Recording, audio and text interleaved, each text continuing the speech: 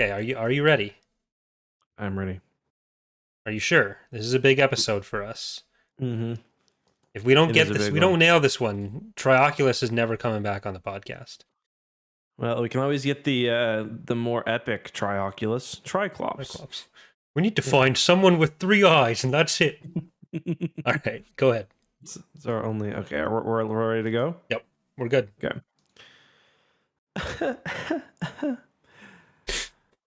Okay.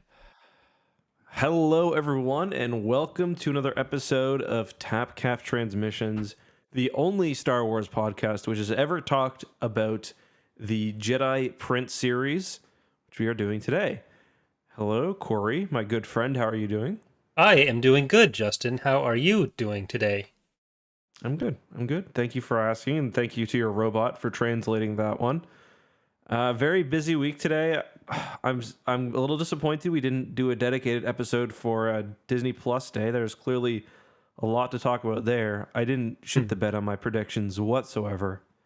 Look, you had what you thought was good information. You had no reason to doubt it. Turned out to be wrong. You apologized for it. You issued the retraction. You donated to a good cause. Like I don't know what else people could want from you.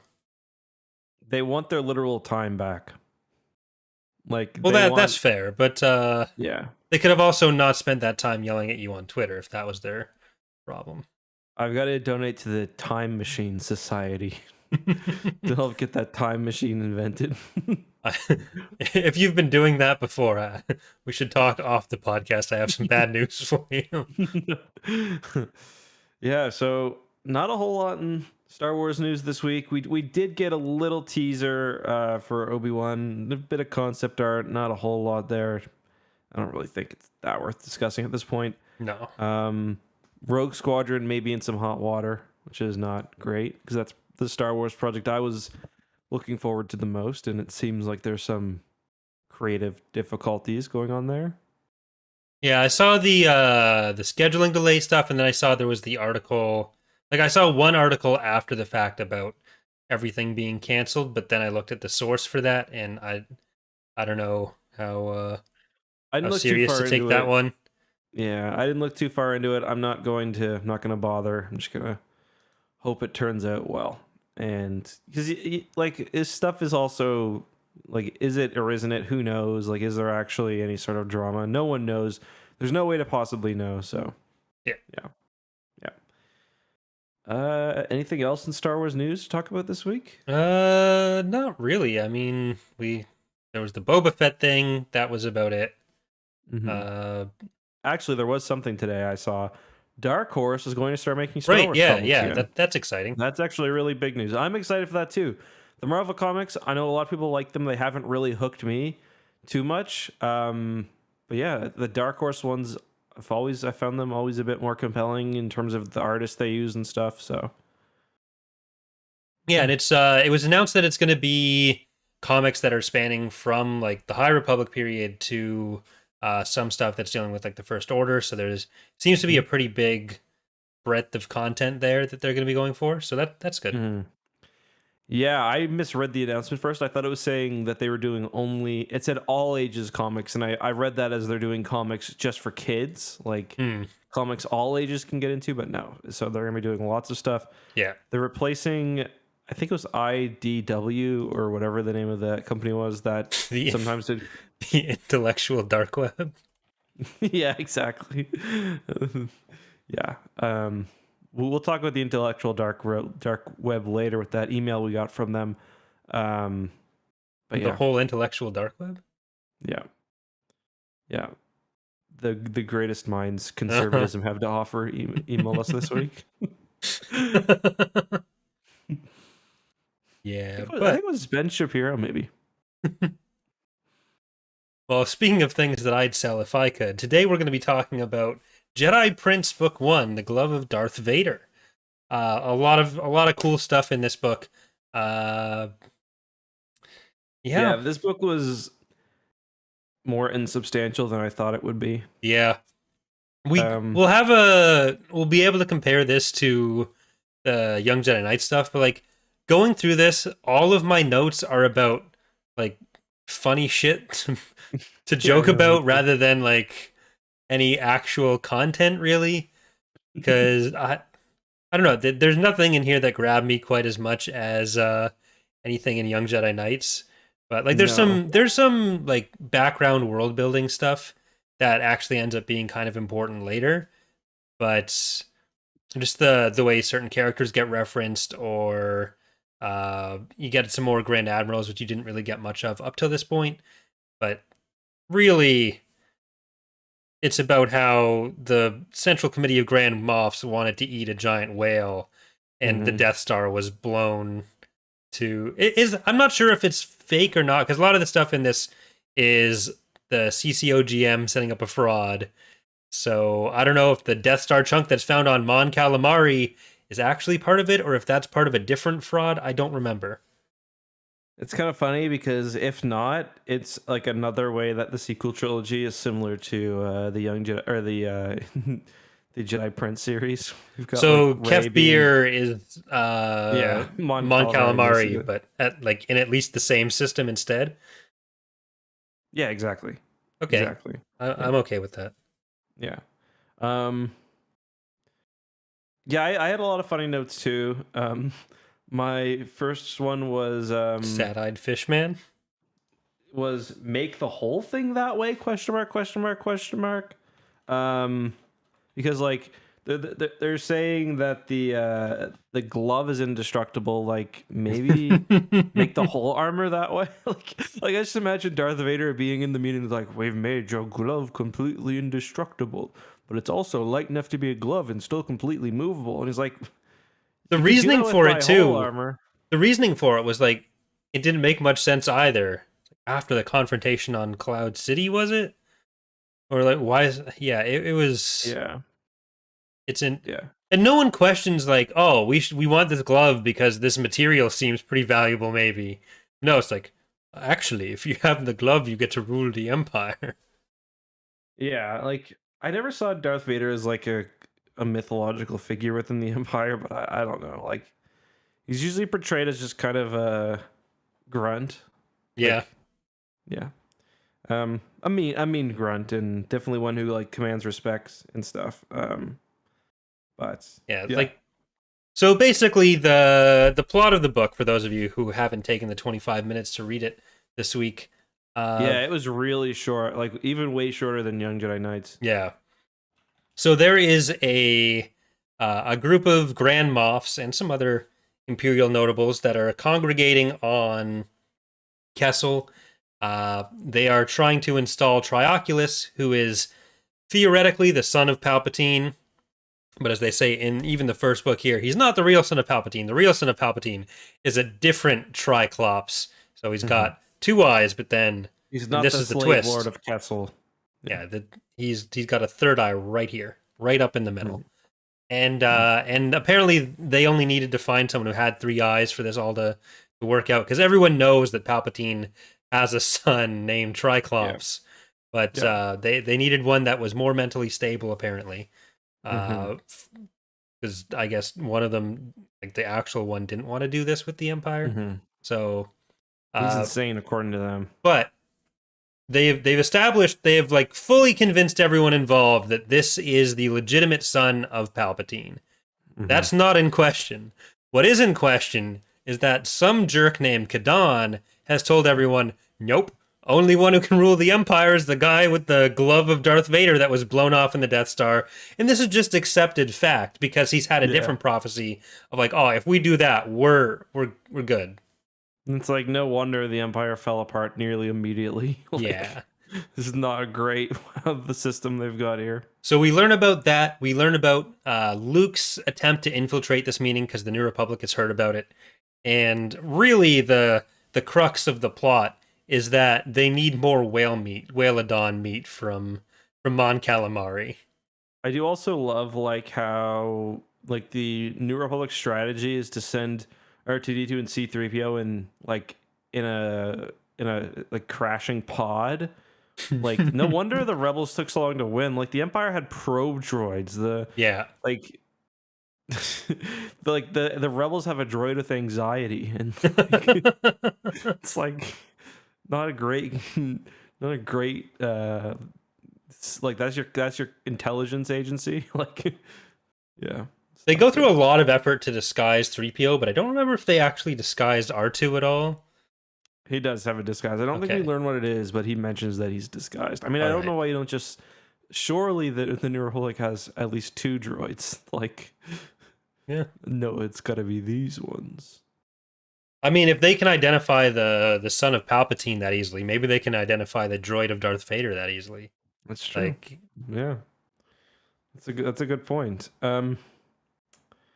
I also like how they describe Admiral Akbar, sad-eyed fishman. Yeah, it's like that's gonna be in his fucking roast someday. Yeah, the roast of Admiral Akbar.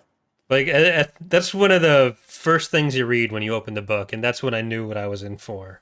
Like it's gonna be a ride. Yeah. So the rebels. This is after Endor. The rebels haven't moved to Coruscant yet. Obviously, they've got their base on Yavin because, of course, they do. In one of the temples. I think they may have also done that, or no, in the classic Marvel comics. I think they have their Senate on Endor for a while. So they're clearly hopping around the galaxy, but that's all right. Well, apparently they do have the Senate somehow established. Yeah, so. You're right. I guess this is just like the secret meeting place. Because the intelligence agency is SPIN, the Senate's something intelligence network. Mm-hmm. Which I don't know if you want to call your intelligence agency SPIN. Yeah. It just doesn't really sell the idea that you're trying to be honest about anything. Mm-hmm. Yeah, that's true. The other thing that I really liked is Han Solo in this book. He's in it for one scene. But what a glorious scene. Yeah, what a scene it is. So the leadership of Spin has I think 5 individuals. It's got Akbar, Han, Leia, Luke, and Lando, because of course Lando and Han and all of them are there. Not Drayson. No, not Drayson, not any of the other usual suspects. What's Han's job? Well, it doesn't matter because he's not doing it. Han decides in this book that he's going to leave Leia, his new girlfriend, who he's probably like been romping around with on Endor for a few days and whatnot. He leaves her and he's like, no, me and Chewie are going back to Cloud City because Lando's got a sky house for us. A sky house is presumably a house in the sky. But yeah, great stuff there. He's like, sorry, princess, I'm going to miss you, but I've been holding off on my dreams of a sky house for way too long. Just imagine like after he like storms off, everyone's like, did anybody else know he was that into the sky house thing? He's never mentioned it before. Yeah. Yeah, Leia says, can't you put it off until we know what's going on with the new emperor? It's like, he's like, no, I gotta build a treehouse with Chewie. Go fuck yourself. Yeah. Chewie and Lando. It's like, that's when Leia realized she's a beard. Like, this is Lando and Han. He's like, I've had these dreams for a long time. These dreams of living my true self in the sky house with Lando. And it's like, all right, Han. Like, you do your thing, man.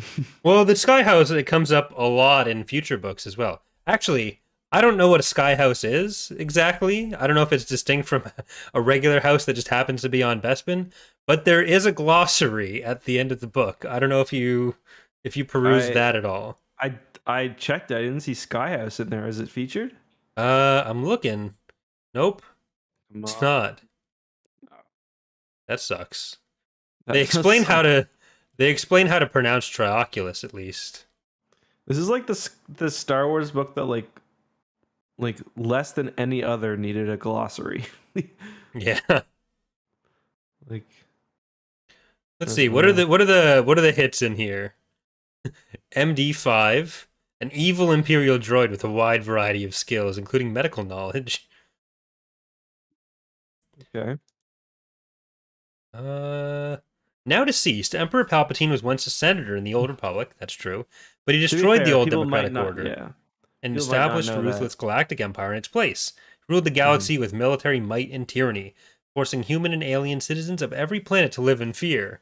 He was assisted by Darth Vader, who eventually turned against him, hurling the Emperor to his death in the power core of the Death Star. That all checks out. He did do that. To be fair, I'm pretty sure that this was one of the, like, so we're kind of joking about how like Drayson's not there and like how some of these things are explained, but this is one of the first EU books that came out. Yeah. It was 92, so June 1, 92. I think it was just after the Thrawn trilogy, or Yeah. Heir to the Empire. Yeah, so this came out pretty early, so yeah, we're you know. So they had no joking on choice this, but to make up the intelligence agency and make Lando be one of the 5 members of it. Yeah. Exactly. I'm trying to find the place where it says this, but it does imply heavily at some point in the book that the only moral failing of Palpatine was that he didn't have a third eye, and that was the big upgrade to Trioculus. Oh yeah, Trioculus himself says something like that. Like his lack of a third eye meant that he could never truly achieve perfection. Yeah, that's what it. Okay, yeah. Can I? Perfection sounds right. Yeah.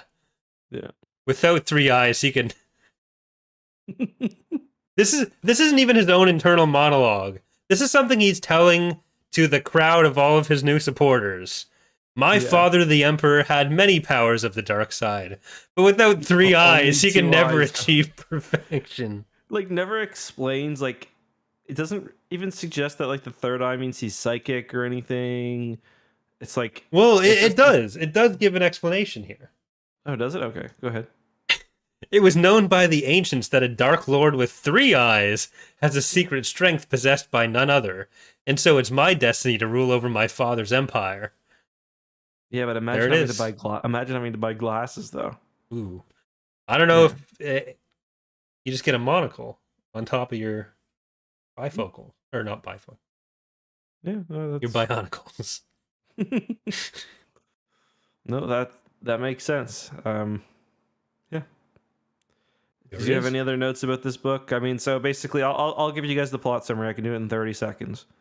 They find out, for some reason, Kessel's a forest planet. They find out that the Moffs are choosing a new... Oh, that's what I wanted to say. I think in one of the next books we get Moffrince, as in like conference, but for Moffs. Another funny name for the podcast, if we didn't go with Tapcaf Transmissions, could have been Moffrince Minutes. Would have been good as well.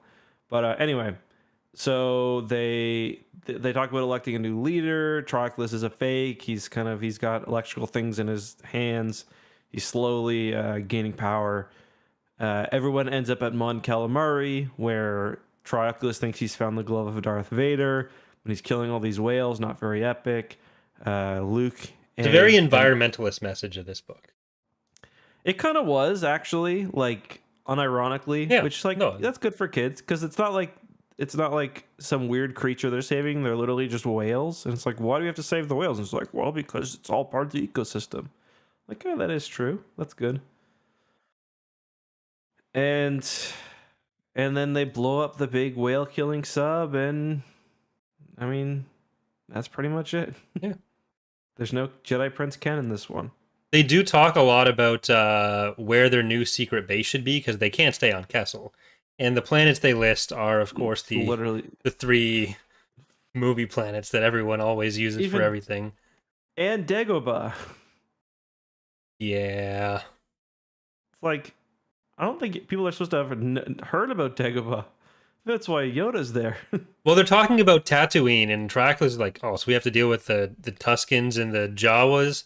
Like, how many people in the galaxy actually know about them, though? Like, does everyone just happen to know that there are these local groups on Tatooine? Mm-hmm. That's like if someone's talking about moving into my neighborhood, and it's like, oh, and deal with Karen and the homeowners association? God, no.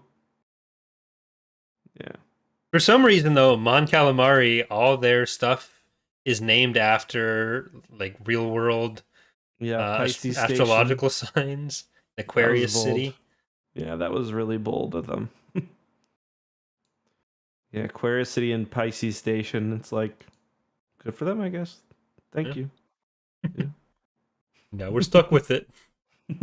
That's how it is. I don't know if there's anything else you really want to mention about this book. It's a pretty short one. I think next time we cover this, we'll have to also think of some other topic to cover alongside the book. I will say the cover of the book is really nice. It's got the whales on it. It's got a nice image of Trioculus. Luke has an absolute flow. If you look, he's got really long hair and huge hands. Oh my god! Did the book kill Joseph Grunger here? It's like it introduces Grunger as the Grand Admiral from Kargon, but then he just gets killed by the fake Force lightning powers that they're using to convince everyone that Trioculus is in fact the. Oh yeah, is he the one that Is he killed or does he stop? Does he? I think He doesn't stops, show up doesn't he? later on this, but like he dies at Corellia later when he rams his SSD into the torpedo sphere of Datapad. Pretty epic. No, doesn't he like stop when like he's shocking him and the guards, right? It says Yeah. something about like how he gives them mercy or something and stops. Unlike the random Aqualish who he shocks into a crisp. I think they nope. Sitting with the planet Gargan.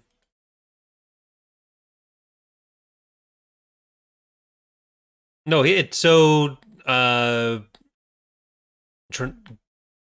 gets shot, or the Grand Admiral there gets shot. So Issa shoots them. Okay. Okay. Oops. And then he just kind of lays there and no one mentions him again. And like I think it gets retconned as Tackle later, but it seems pretty clear in here that it's intended to be Grunger. Yeah, he pulls the old what's it called? He pulls the old pretending to be dead on the Star Destroyer after Vader chokes you trick. Yeah, with the robot chicken version. Yeah, exactly. Nice. Exactly. They seem to be a little unclear themselves on whether the glove of Darth Vader is supposed to give them the Force choke ability. Yeah. It's like, why would you think that's even a thing? Like, what? Like, you don't understand the Force at all. Like, No. you better at least read Wikipedia before you try to assert yourself as the new Emperor or whatever. Yeah, you've got your fake Force lightning, and then, well, the texts do give him fake Force choke by just a concentrated sound blast that makes people somehow believe they're choking because it doesn't choke them whatsoever. No, but it gives them a headache, which is the same thing.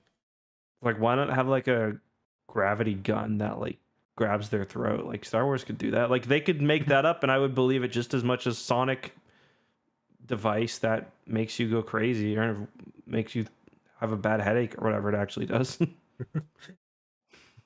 Why don't you just get someone to dress in like all black, like a stagehand at a play, come up behind him and just throttle Don't look at him. Don't look at him.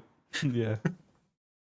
Or just stick with the shocking. Like, I know that kind of kills you a little bit yourself, but it was fun. Mm-hmm. Yeah. I don't know. It's just I think there's a lot of questions that we'll see answered next week, or not next week when we do the next book. Well, how do you think they were planning to get off the planet with the Whalodons? If they know they're being taken for food, you just blockade the planet, no? Well, yeah, I mean that would have been a good option, but it's just like in these kids' books, it's like there's 3 people in the galaxy. They all kind of just instantly teleport themselves around the galaxy, and yeah, like it's you can't worry. Like I'm not. Well, like I'm trying crisis. No, I know. to analyze it. Like that's what people are here for. The deep analysis of this children's book. Mm-hmm. Yeah. I don't know. Again, these are questions that I'm sure the children. Or sorry, I keep saying wanting to say Children of the Jedi. That I'm sure the Jedi Prince source book covers in depth. Well, along with RPG stats for Darth Vader's force choking glove and the lightning gun that apparently Luke is unable to counter. he can block it at first, But then he's like, but if I shift my aim slightly, there's nothing you can do. It's like makes Luke sound like the shittest Jedi ever. Like it's just a lightning gun. I never accounted for the possibility that he could like use more power. Yeah. So should we do the second and third book together and then 4, 5, Yeah, 6 together? Yeah, I think that'd probably be a good strategy. It is pretty short, so. Yeah. I literally read the entire thing while my lunch was cooking. Yeah, I was reading it. Give myself an hour to read it, and then I got like 10 minutes in, and then I like went and hung out with Kelsey for a bit. It's like, okay, I'll take a break and I'll read the rest later. All right, so where are you slotting this in among the pantheon of young Jedi Knights? The bottom. So this is worse than the worst young Jedi Knights book. Yes, this is not the way to write a. I mean, maybe it's meant for much younger kids, but I think it was just like it's not any more accessible than the Young Jedi Knights books. No. It's just worse. It's just worse. Like in every way. It's not as creative. The characters have no personality. It's not fun. Like there's nothing original. It's just everything. It's just not fun. There's a lot of, for all the villains, there's a lot of like gentlemen to evil going on. Oh yeah, what did they say when they talk to each other? They say dark greetings. Dark greetings, a very imperial greeting to you. Jesus Christ. Are we the baddie? Dark greetings? Why do we say that? When did we start saying that? Yeah, it's not good. It might get better. I mean, I'm pretty sure this series is mostly like for the memes where the Young Jedi Knights books, they actually got bits from them. They're well loved. These are well memed. Yeah, exactly. All right. Well, let's give some dark greetings to some emails. Yeah, let's do that. Let me open it up. I was just closing my notes, but I only had 3 lines and we covered them all anyway. Tapcaf Transmissions. Oh my god, why is there so much? Okay. Who was okay, so I think the newest one is from Chris? Yes, we have Chris and Joel. Okay. So Chris says, Dear Justin and Corey, one part of the lore I never understood was the Jedi's decision to enforce celibacy and forbid attachment. As devastating as the Great Sith War was, neither Exar Kun nor Ulic Qel-Droma fell due to attachments like Anakin. The Jedi allowed attachments for 21,000 years. And he mentions a few notable Jedi. Why do you think the Jedi disallowed attachment for 4,000 years, despite examples that it could work? I always felt like that was kind of part of the point, to show that the Jedi had become way too, like... insular? Yeah, way too, like, rule-based. I will note too that in new canon, Jedi are not celibate necessarily. Like they're allowed to have sex. It's just like they're not supposed to gain attachments. Yeah, like it's basically understood in new canon. Like when you're Padawans, you'll have your flings. Then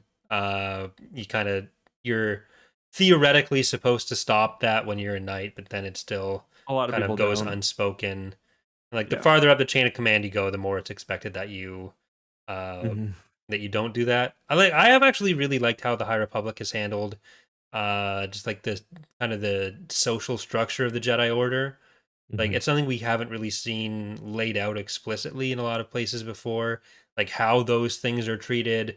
And there's the way seekers and all of that. So Jedi that are still like order affiliated, but not in it per se. It takes some of the elements that we saw in the earlier Bantam Star Wars books, where there wasn't quite a clear setup of like, oh, the Jedi Order was this centralized thing, where you had like the Children of the Jedi separate school.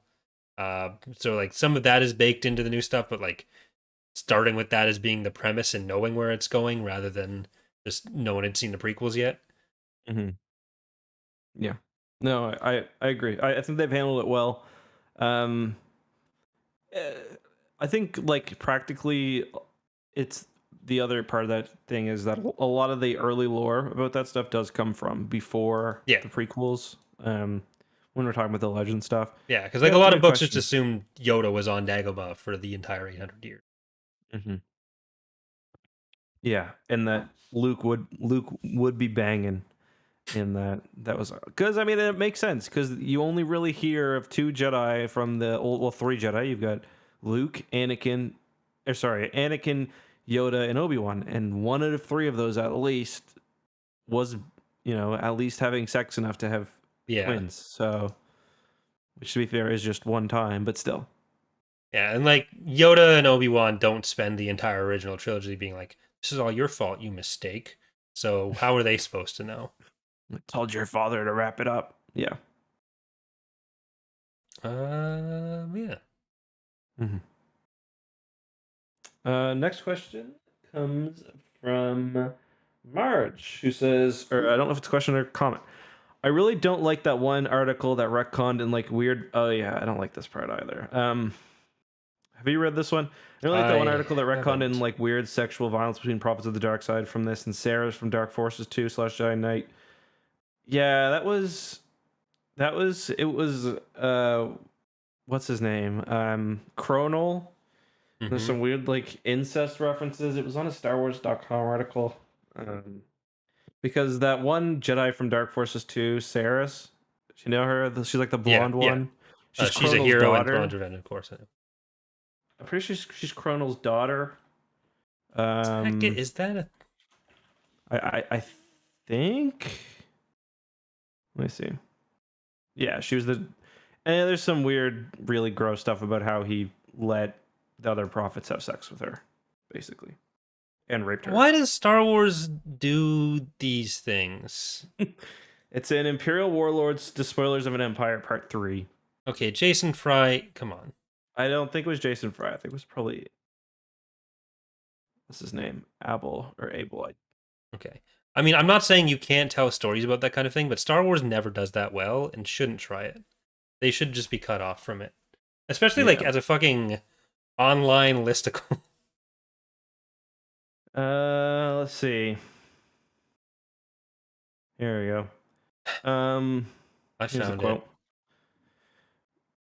Born of his tryst with a fellow prophetess. Tryst, I've never heard that word before. Chronal shamefully deemed his offspring's existence a tribute to creation and hence a transgression against the nihilism of the dark. Thus he disavowed his daughter in the most heinous way possible, allowing not only the other prophets to freely engage her in Congress, but partaking in this revulsion himself, all the better to venerate the dark. Just what? Weird. Why? Why is that necessary? Like, even if you want to like hint at some stuff, I guess, but you don't need to hint at. You don't need to hit it. Not even that, but like just no. I don't know. If they really need to do weird shit like that, I don't know.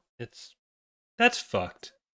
Yeah, Star Wars can be dark, it can be murdery, but you don't need to have parents raping their children. Like, I shouldn't need to say that. Like, I should never have to utter those words when talking about Star Wars. Like, yeah, what does that add to the world building? That it was necessary to make this comment in a. Okay, great. They did it. They came out here and they did it. Y'all did that for yourselves. Great job. I mean, if you were going to try to do something like that, then you have to actually do it, and it's got to be like something, because Star Wars is meant for kids ultimately. So like, if that's going to be a thing that you're going to try to tackle in some respect, then like, it can't just be a throwaway line that's mentioned somewhere. It's got to be like, I don't know. You've got to handle it in a mature way and like probably somehow have a positive spin on the. It's just not necessary. Yeah, like beyond that, if you like there should be just a hard stopping line. Just throw in an article, a sentence about also the prophets of the dark side had some weird sex parties. And that's as far as you take it. Yes, you don't need to. You don't need to do that. Okay. Anyways, that's like in one of the Halo books. The prophets are described as being surprisingly sensual. I think it's the word they use, and like that's funny. Go with like clearly they breed, so even that is kind of like surprisingly sensual. The Mr. Burns style bodies of the prophets just rubbing together, like include that in your book. Like this is a podcast that has spent most of its runtime talking about how Winter and Akbar are banging, and So we're not exactly the watermark for highbrow, Consensually non-sexual. banging Yeah, and this is a positive relate. Well, I guess Tycho it's probably love. doesn't love it, Well, it's but still yeah, love. It's love between a it's fish and a woman. it's It's love. like the It's most classic. consensual. Yeah, Yeah. It's I the don't most know. natural, arguably the most natural kind of love. Yeah. And was Winter in the room in this book at any point? No. Was Akbar described as a sad-eyed fish man? Yes. Yes. Were those things connected? I'll allow you guys to figure that out for yourselves. Yeah. I mean, maybe Winter likes men who have some baggage or like who she thinks that she can improve their lives. Like Taika was having a rough go, so Yeah. I never listen. After Winter and Akbar started hanging out, I never heard him described as sad looking. Well, until he's coming out of his pool in Destiny's He's not Way. sad then, he's just old. I guess that's different. Yeah. Yeah. Fine. He did be dying, though. Yeah. Yeah. Well, let's just say, yeah, never mind. I was gonna make a venerate the dark thing with Winter and Akbar, but let's just move on from that. Venerate the You've been damp. enjoying Halo Infinite, Corey? I have been enjoying Halo Infinite, other than the fact that up to half of my ranked games so far have involved someone on my team leaving. That's so weird. I wonder what's going on.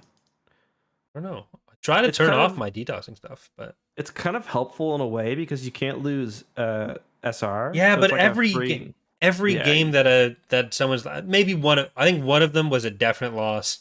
One or two of them would have been close, but the rest, like we were up 2-0 in a capture the flag game, and one of my teammates lost, and we managed to keep it tied at least. But then they don't give you a tie; they make you go into sudden overtime, death, capture the flag, which I like. bullshit. I think the overtime's fun, but not when you're down a person, and it's not fun. I made it to platinum anyways because I still was winning some of the 3v4s and pretty much every 4v4. But I was really aggro this afternoon. It was rough. Really liked the game though. The worst to lose people with is territories. That's brutal because it's like even if the person's just literal meat, it's like. But yeah, the actual game itself is great. Like the mechanics of it are perfect, especially compared to like Halo 4 and Halo 5. But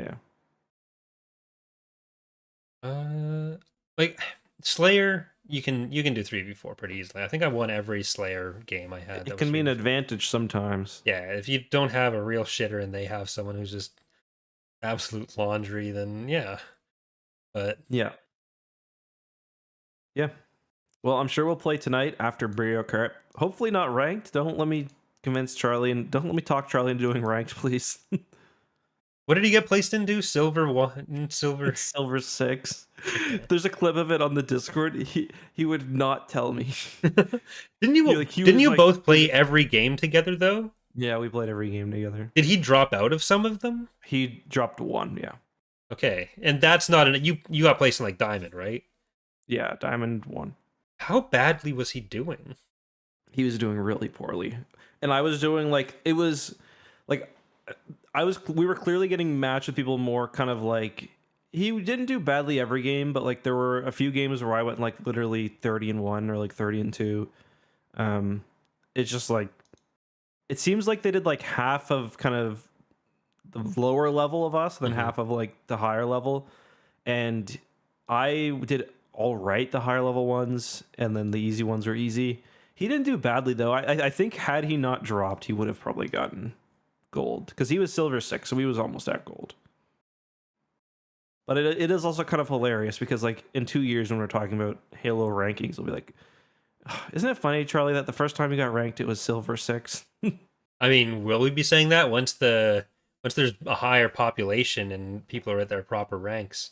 Are we so confident that it'll be different for us? Oh, I'm confident I'll be way lower. I think my natural level's probably like a high gold, low platinum. Yeah. That's why I'm trying to max it out now. Well, I can just so I have if there's an achievement or an armor for reaching Onyx or whatever else. Yeah. We did have one final email from Joel, but it's talking about the dissolution of the Empire in canon. That'll be something that we probably talk about a lot with like Aftermath and stuff when we get there. I don't know if we want to do a full discussion now on the how the Empire collapsed. I'm gonna do a video on that. Yeah, let's save that. Let's save that for another day, maybe. Thank you, but sorry, Joel. We will get to the topic, but not today. Not today, unless it's about someone with 3 eyes. I don't think he mentions anyone with 3 eyes in here. No. Okay. Well. So next week, are we doing? Do we decide on Thrawn? Yes, we are doing this next week. Thrawn, Lesser Evil. Ooh, have you started it? I have started it. I am like 50 pages in. But 50 of 6,000. Yeah, it's a long one. It's a chunky one. We're going to be taking the week after that off because I will not be available. Right. Unless we do it on... I'm going to visit my family. I haven't seen anyone for 2 years. So fair enough.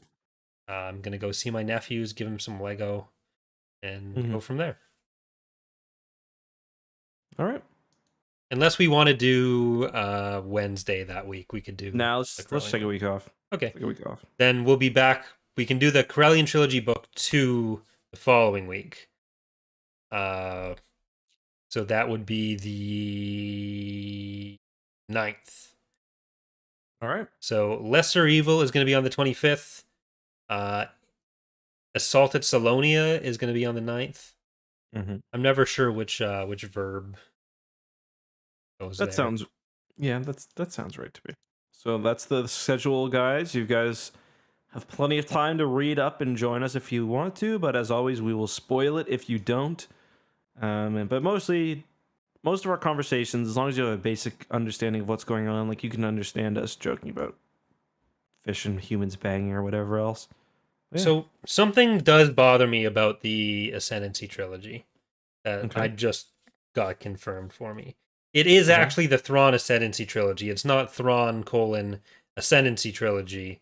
It's the Thrawn Ascendancy trilogy, which doesn't do it for me. So you were thinking it being like Thrawn Ascending, sort of like that's what you kind of thought. Well, I thought it was Thrawn : Ascendancy trilogy. It's just Thrawn Ascendancy. It's Thrawn Ascendancy : Lesser Evil. That's a bit weird. So it's like, rather than being the Ascendancy trilogy, it's the Thrawn Ascendancy trilogy. Rather than being a Thrawn Ascendancy trilogy, it's Well, I kind of understand why they chose that, because if they had done Thrawn : Ascendancy, then it would have been Star Wars : Thrawn : Ascendancy bracket book 1 : Chaos Rising. Yeah, but that's how we introduced the last two each time on the podcast, and it was funnier. But this just sounds kind of weird. Yeah. Speaking of, I think Lesser Evil released, was it today? Yesterday or the day before, maybe. Yeah. But I haven't seen much talk about it. I feel like they got to do a little bit of better job, kind of hyping this stuff up. I mean, that's why they have a list of people that they send the books out to do content on and up for it. I'm always afraid to do anything on it though, because I'm not sure what I'm allowed to say or not. I was even like, can I say that I have these? I assume I can. You can say you have them. I don't really, as long as, usually if it's a big enough book that like it's going to be a thing, they'll include some notes in the email. Yeah. Well, I only get the whatever slip comes in the front. I don't get an email. You get really? An email? Okay. Sometimes, yeah. I'll get an email if it's an ebook with like the NetGalley stuff, but I don't get an email when I'm getting the because I didn't get an ebook for this one. I got just the hardcover. Let me see if I did. What's this one called again? Lesser Evil. Yeah, so I get here's an example. I get this one's from Lauren. Has Lauren ever emailed you? Lauren K from Penguin Random House? Anyway, I think so. So she emails, she gives a brief summary. She says, I'm hoping you'll consider sharing a review of this book, etc., etc. Please note, all review coverage is strictly embargoed until November 9th, 2021. So technically we could have made, like, if Usually, like it's kind of on a the way it was described to me is it's sort of on a goodwill basis. Like they ask you not to share spoilers, like between the embargo date and the release date. Mhm. And I'm guessing if you do that, they could probably take you off the list if they really wanted to. I don't think they remember I'm on the list. Good luck. It's the same with me in the Disney Plus list, Yeah. where I get like I'll watch Black Widow with the big watermark on it, sure. yeah. Well, hopefully we get something for Star Wars soon. For Lesser Evil, though, Timothy Zahn and the editor Tom did do like an interview discussion thing a few days ago, which I haven't had a chance to watch yet, but I do want to go check that out. So that is something people could look for. The words. Okay, you're gonna get us blacklisted from everything, Del Rey. Yeah. This is why they're not coming on the podcast. Just Del Rey, just as an entity. Yeah. The Dark Horse may, though. 1,000 authors now live within you, Del Rey. Yeah. All right. Well, guys, I think that's pretty much all we have tonight. We will be doing a Burial Cart in about 40 minutes. Yeah. Anything you want to end off with, Corey? No. All right.